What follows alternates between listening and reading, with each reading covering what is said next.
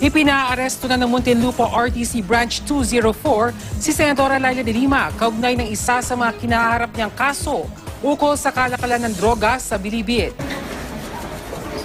Ang giveaway lang po. Padaanin na natin. Padaanin na po. Padaanin muna natin. Padaanin. Padaanin po.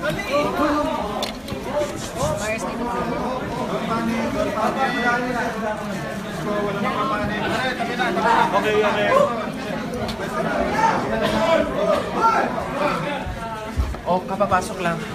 Kapapasok lang nitong sumulong luma.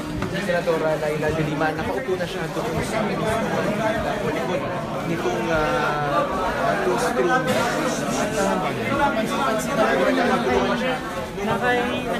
Senator Laila de Lima has now arrived at the Sumulong Zoom for her press conference.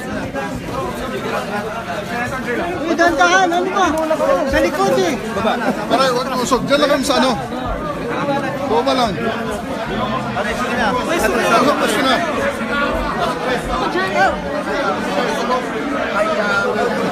Yun na po, boss. Hindi makapagsigol na.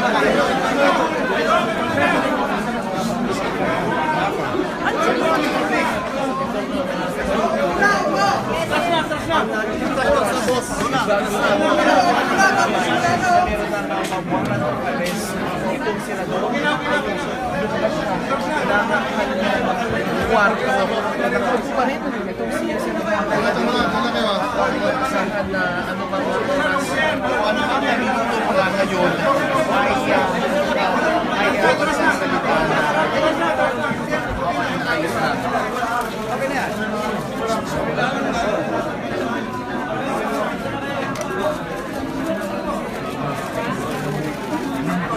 natin siya nalapitan dahil talagang napakahigpit ng seguridad at talagang nakakulakan may mga nakapakan para ganito may mga subat may mga subat ng kanilang mga sapatos habang pinipilit na makalapit dito kay Senator Laila de Lima. So far, we're seeing all the liberal party senators here, Senate President Pro Tempore Franklin Liberal Party President at Senador Francis Senator Bambang support their party mate, Senator de Lima.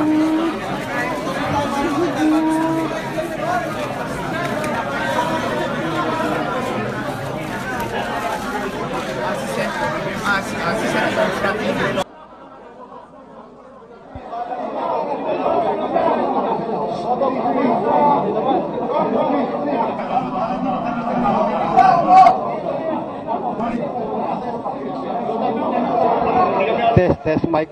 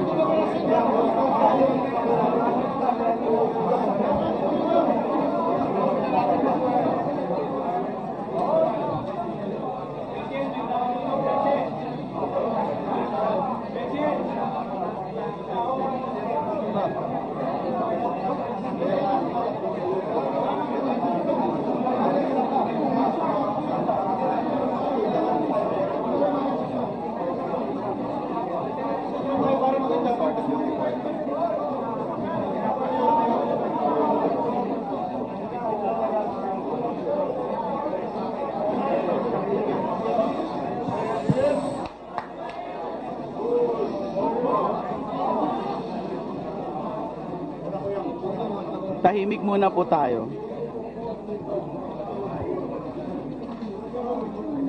Magsasalita lang po ako pag tahimik lahat.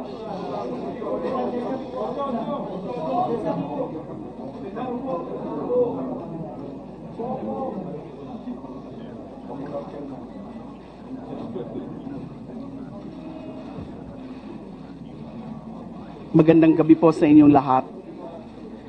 Katulad po ng napabalita, may linabas na daw po, o may linabas na order of arrest and corresponding warrant of arrest ang RTC Muntinlupa. Pero sa ngayon po, wala pa ho sa akin sineserve. Bagamat questionable yung pagkaka-issue ng warrant of arrest or ng order of arrest, questionable ho dahil dapat po bukas ay didinggin muna yung inihain ng aming mga abogado na motions to quash doon sa 3 kaso. Sa katunayan, yung prosecution nga po, specifically DOJ, ay nagpa-postpone pa nga, nagpa-reset po nung hearing bukas for March 3. Kaya po, nagulat po kami lahat na biglang in-issue yung order of arrest and warrant of arrest. Katulad po ng nasabi ko na dati, wala po akong balak takasan yung mga kaso ko. Wala po akong balak magtago dahil haharapin ko po ang mga kaso na yan. Since sa ngayon po, at this very moment, 7:20, wala pa naman po nagsuserve ng warrant of arrest sa akin, ninanais ko muna po na umuwi muna para makapiling ko na muna po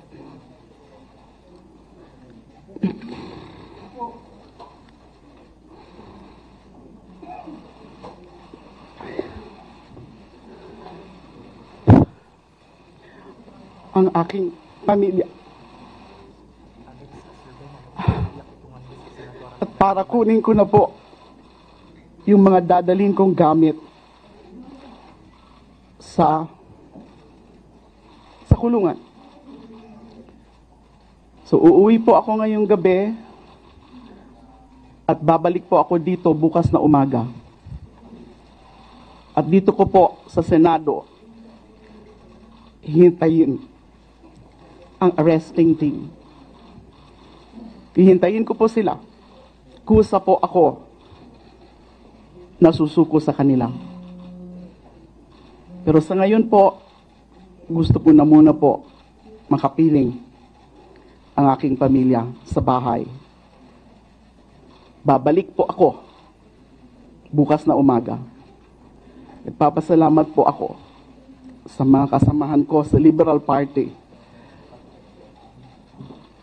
Senator Frank Drilon, Senator Kiko Pangilinan, Senator Bam Aquino, at Senator Risa Ontiveros, nandito po siya kanina, sa kanilang suporta.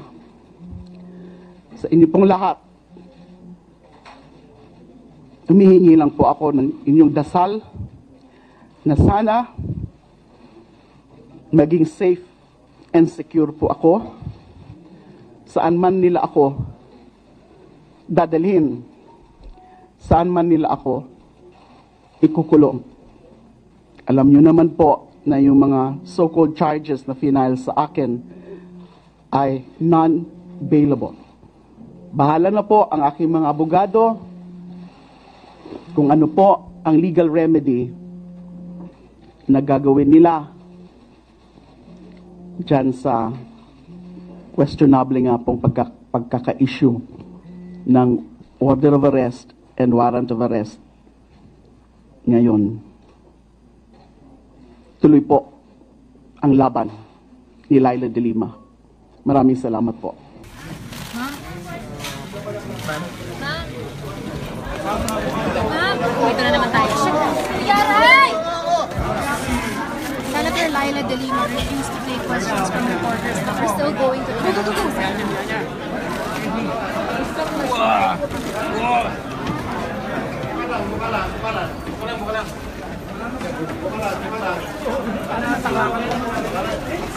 Wala nang tulakan, wala nang tulakan. Tutulak. Wala na, okay na. Okay lang. Kasi magkabanggahan. Pare.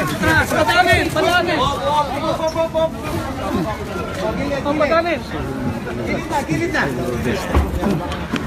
Pupik. Okay. Easy na. Sorry, sir. Sige. Yan bro, wala na nagtatalaas ka dyan. Pwede bang ibaba kagad? I-override mo.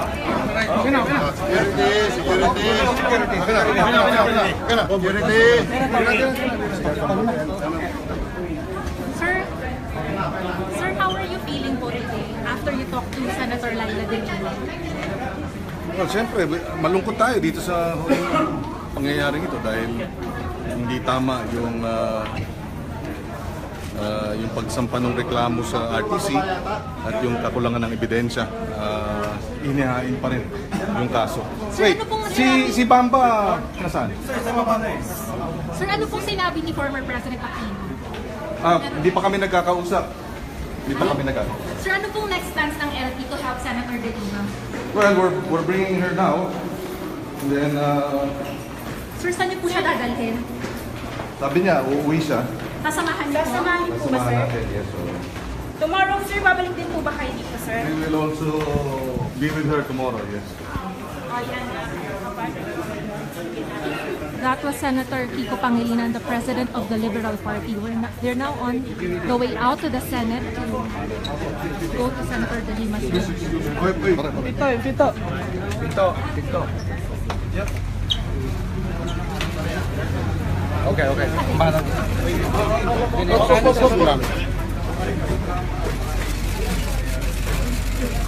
Let me handle it. Go to the processes. We disagree with what the court did, but we respect the processes.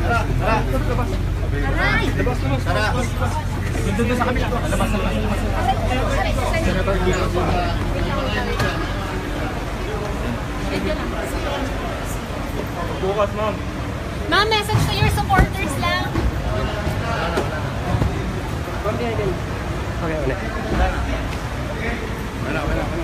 Senator Laila De Lima is on her way out to the Senate.